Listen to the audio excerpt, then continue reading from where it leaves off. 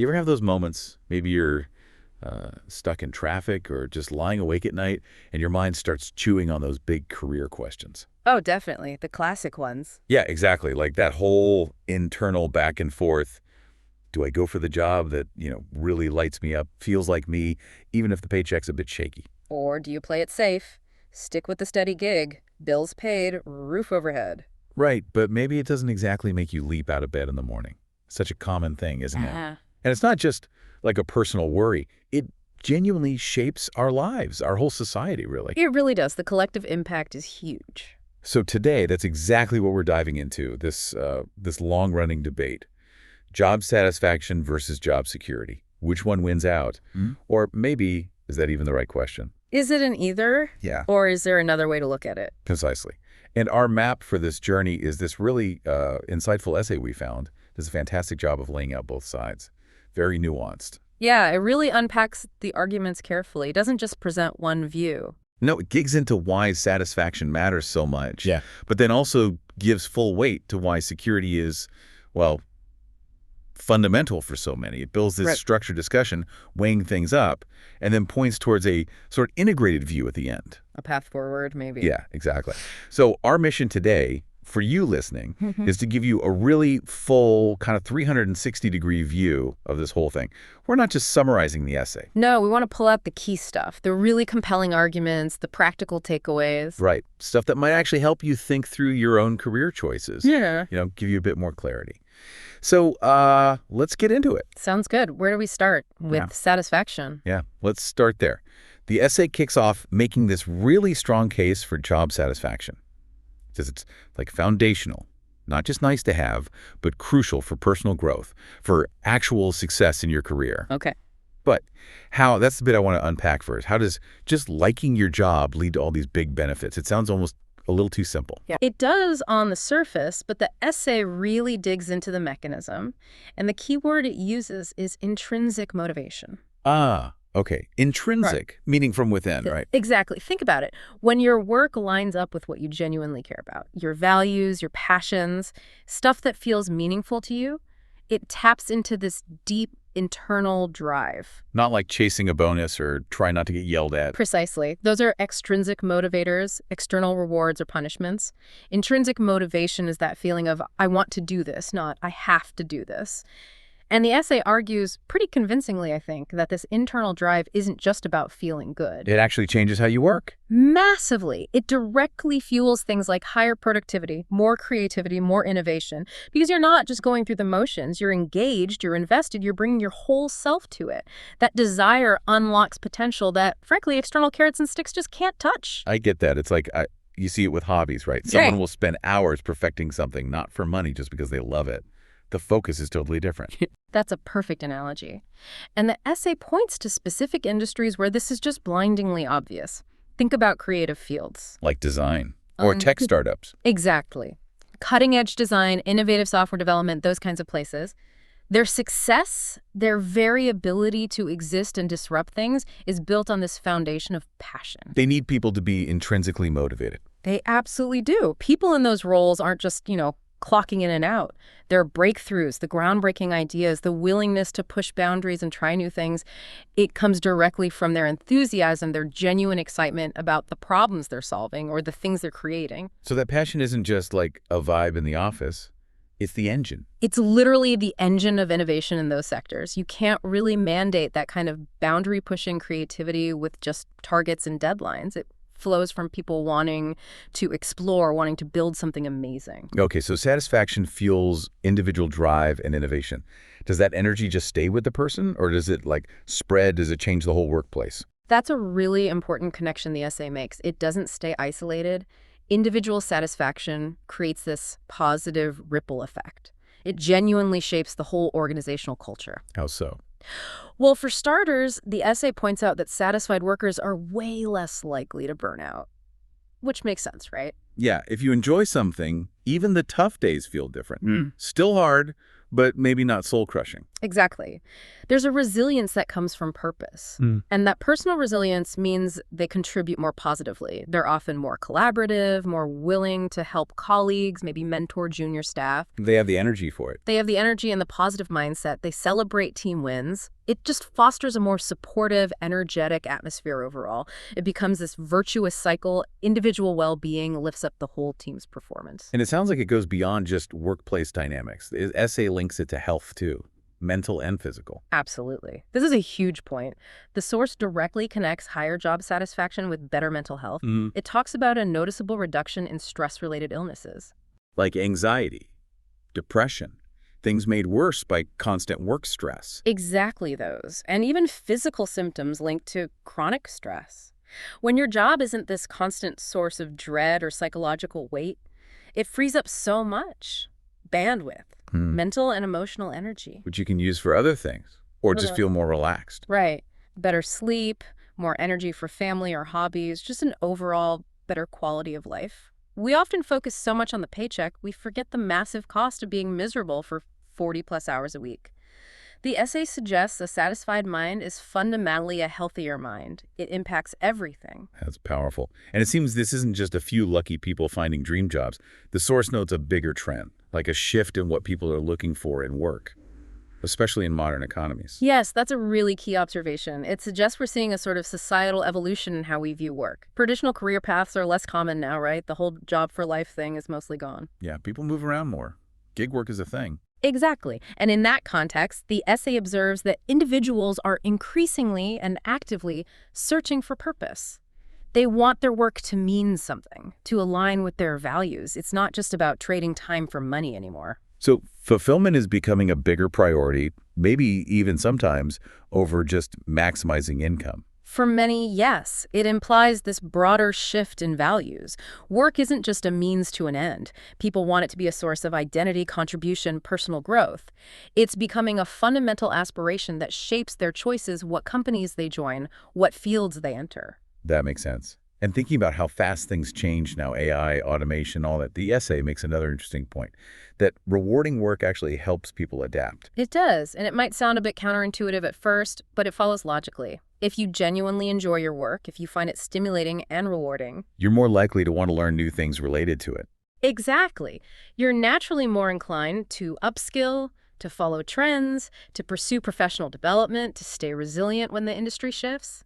It's not a chore. It's driven by genuine interest and curiosity. We want to stay good at the thing you enjoy. Precisely. And the source stresses how vital this is today. With technology changing so fast, the people who are motivated, adaptable, driven by that intrinsic interest, they're not just surviving these changes, they're the ones who are thriving, seeing opportunities where others see threats. But for you listening, a career built on passion isn't just fulfilling, it might actually be more future-proof. In a way, yes, that adaptability is key. It equips you to navigate this constant change much more effectively. Okay, that's a really compelling case for putting satisfaction front and center. But the essay doesn't just leave it there, does it? It brings in the counter-argument. What happens if we focus only on security? Is there a dark side to playing it too safe? Right, and this is where the critique gets really interesting. The essay argues that putting all your focus only on stability while it feels sensible can actually trap people. Trap them how? In jobs that are just dead ends, unfulfilling, maybe even actively unpleasant. If the main goal is just don't lose this job, it can really crush creativity. Because you don't want to rock the boat. Exactly. You become less likely to suggest new ideas, less likely to take calculated risks, less likely to challenge things that aren't working. You just keep your head down. And that often leads to deep disengagement. Just going through the motions. Yeah. Imagine feeling like your ideas don't matter, or worse, that voicing them could threaten your security. It's incredibly stifling, not just for the individual, but for any kind of innovation within the organization. And that disengagement. Yeah. That's not just a personal feeling. It costs companies real money, right? Oh, absolutely. The essay is very clear on this. High levels of dissatisfaction and disengagement often lead directly to higher employee turnover. People eventually leave, even if the job is secure. Yes, because fulfillment matters too. And for employers, high turnover is a huge drain. You've got the recruitment costs, the advertising, the interviewing time. Then training the new person, getting them up to speed. Right, all that lost productivity during the transition. Plus, it disrupts teams, you lose valuable knowledge that walks out the door, and it can really damage morale for those who stay. So, ironically, focusing too hard on keeping people secure without making them satisfied can lead to instability. Exactly. It can create this revolving door situation, which is costly and disruptive. The essay really hammers this home. Job satisfaction isn't just a nice extra. It argues it's a fundamental driver of both individual well-being and organizational success. It's not just a perk, it's essential. Wow, okay. So satisfaction is crucial. But let's flip the coin. Because, let's be honest, security feels pretty fundamental too. What's the core argument for prioritizing that stable paycheck, that sense of predictability? Right, and it's a powerful argument. If we look at the bigger picture, the advocates for job security see it as much more than just regular income. It's about establishing this bedrock, this sense of foundational well-being. Foundational how? Like financially, obviously, but emotionally? Yeah, both, definitely. It's the critical factor that provides stability. It's that peace of mind knowing you can cover the basics, plan ahead, without that constant background hum of financial anxiety. It's the platform that allows you to even think about other things, like satisfaction. And that financial base enables more than just paying the rent, right? Yeah. It's about bigger life stuff. Absolutely. The source really spells this out. Secure employment means you can reliably meet basic needs, food, housing, utilities, yes. But it's the launch pad for so much more. Like supporting a family, planning for the future. Exactly. Supporting kids, maybe aging parents, investing in education, and crucially, long-term planning. Saving for a down payment on a house, building a retirement fund, having an emergency cushion for when life throws you a curveball, a medical bill, car trouble. Things that are terrifying without a safety net. Totally terrifying. Without that reliable income, all those future plans become incredibly fragile, constantly overshadowed by uncertainty. Security provides the stability to build a life, not just survive week to week. And the essay uses a pretty stark example here, thinking about tougher economic times, when things feel really uncertain. It does, and it really hits home. Think about economic downturns, recessions, periods we've all seen. The source points out, quite rightly, that people with stable jobs are just far less likely to face severe financial hardship then. Makes sense? They weather the storm better. Much better. And this isn't just about avoiding poverty, though that's huge. It's also about mitigating that immense psychological toll. The constant worry, the stress, the anxiety that comes with financial instability. Security acts as a buffer against that. So it protects mental health too. Directly. It helps reduce things like anxiety and depression that often get way worse when you're worried about losing your income or not being able to provide. So security is a financial shield, yes, but it's also a crucial mental health support. It's preventative. And that feeling of security, that emotional stability, I imagine that builds loyalty within a company too, which must be good for the employer. Absolutely. When people feel secure, they feel valued. They feel like the company is invested in them, not just seeing them as disposable cogs. So they're more likely to stick around. Much more likely. It fosters a deeper sense of loyalty and commitment. They see a future there. And for the organization, that loyalty is gold. As the essay points out, it dramatically reduces recruitment costs. Because you're not constantly replacing people. Exactly. You retain experienced staff, you keep that institutional knowledge, you avoid the massive expense and disruption of constantly hiring and training. It's a huge operational benefit. The essay also mentions something about essential services, like teachers, healthcare workers, how security is vital there. Yes, that's a really important societal angle. Think about public education or healthcare systems. Job security in those fields isn't just about the individual employee. It's crucial for ensuring reliable, consistent service delivery for everyone. Because you need experienced people to stay. You need continuity. You need expertise. Imagine the chaos if schools couldn't keep good teachers because they feared layoffs, or if hospitals had constant turnover of nurses due to precarious contracts. The quality and reliability of those essential services would plummet. Job security there is part of the social infrastructure. So it really broadens the picture. Security isn't just personal. It's almost like a social good. It helps hold society together. The essay makes that case quite strongly. It connects reliable employment to overall societal stability. Think about the opposite. High unemployment, lots of precarious work where people don't know where their next paycheck is coming from. That can lead to problems. Big problems. Right. Social unrest, increased crime rates, a breakdown in community trust, widening economic inequality. The source uses the example of the gig economy, where work can be very insecure, to illustrate how that precarity can strain the social fabric. Creates divisions. Yeah, it can create this kind of two-tier system where some have stability and benefits and others are constantly scrambling. It erodes social cohesion and can become a real risk factor for instability. Okay, so the case for security is really strong on multiple levels. But just like with satisfaction, the essay pushes back against making it the only priority. It asks if focusing purely on satisfaction is sometimes, well, a luxury. Yes, and this is a really crucial dose of realism.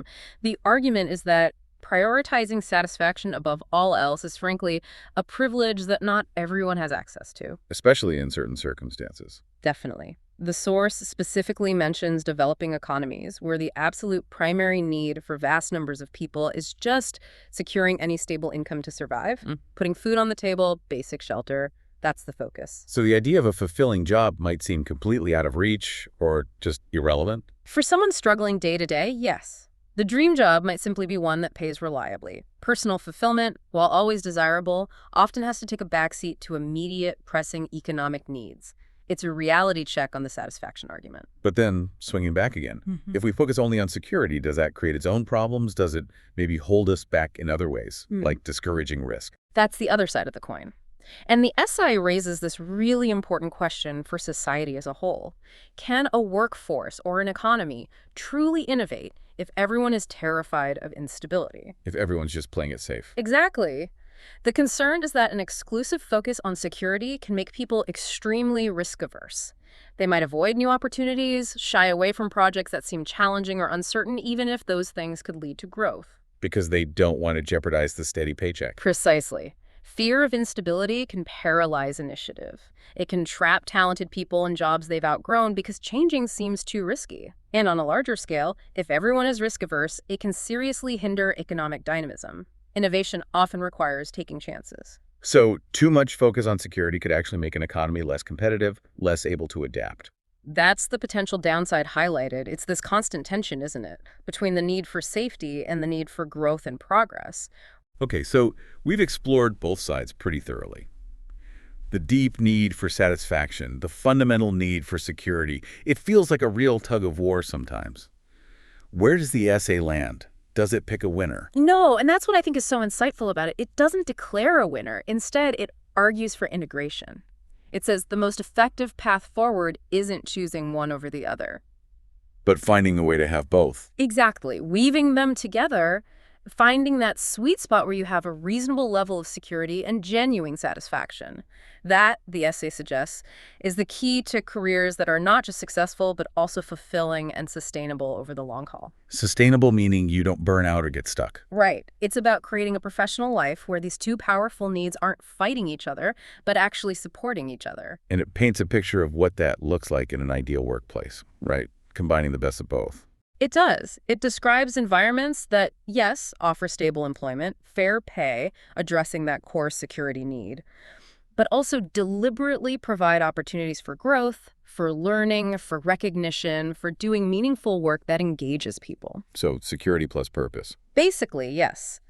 The essay argues that when you create those dual conditions, that's when employees really flourish. They're not just showing up, they're invested, motivated, growing.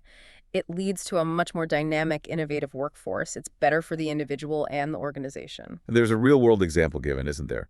A big company known for trying to do this. Yeah, the essay uses Google as a prime example, and it breaks down how they attempt it. They offer highly competitive salaries, good benefits, a sense of job security. Ticking the security box. Right.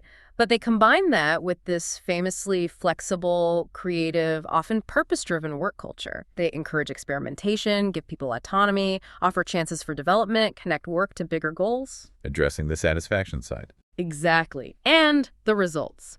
High employee satisfaction, high retention rates, and that incredible level of continuous innovation they're known for.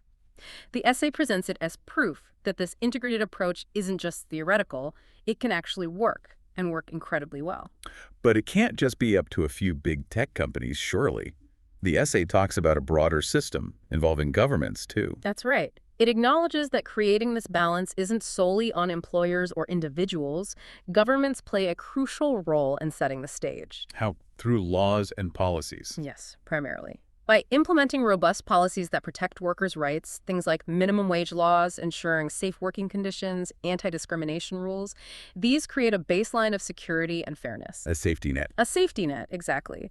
But governments can also do more proactive things, like encouraging or funding professional development programs, supporting initiatives for better work-life balance, promoting mental health resources in the workplace. So they help create an environment where both security and satisfaction are more likely to thrive. Precisely.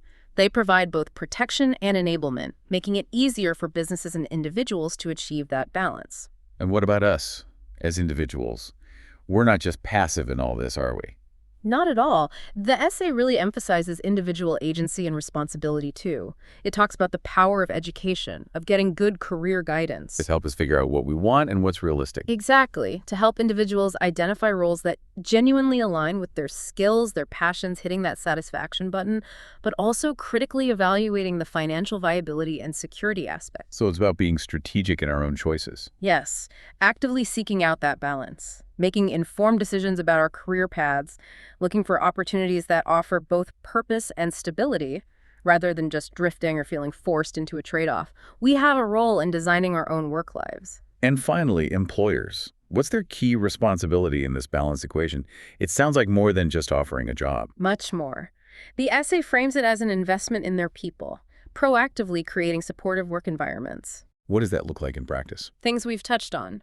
Offering flexibility where possible hours, location, which really impacts well-being, having fair recognition systems so people feel valued, providing real opportunities for skill development and career progression so people don't feel stagnant. So they feel secure and engaged.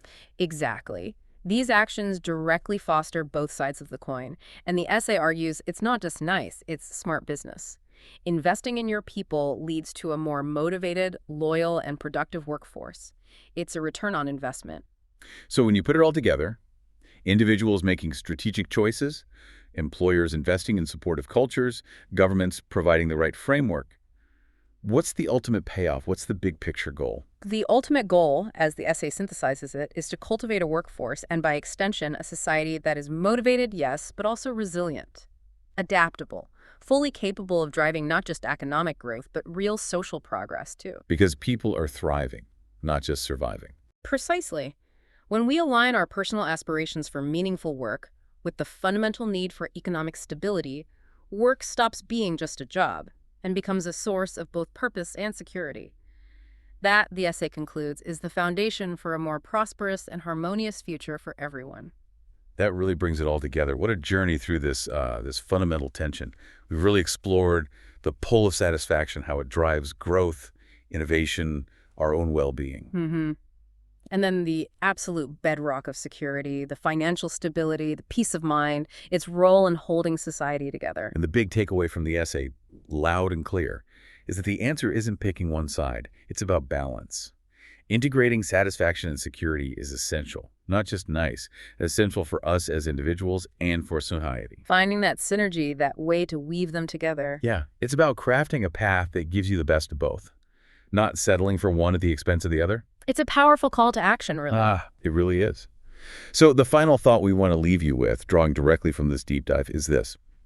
As you think about your own career, right now or looking ahead, how can you actively work towards integrating both? What steps could you take, maybe starting small, to build more satisfaction into a secure role, or to shore up the security around work you find fulfilling? How can you advocate for this balance, maybe in your current workplace, or seek it out in future opportunities? How do you personally weave those two critical threads, purpose and peace of mind, into the fabric of your professional life? Creating a future of work that truly serves both sides of you. Something definitely worth thinking about. Thanks so much for joining us on this deep dive. Thanks for listening.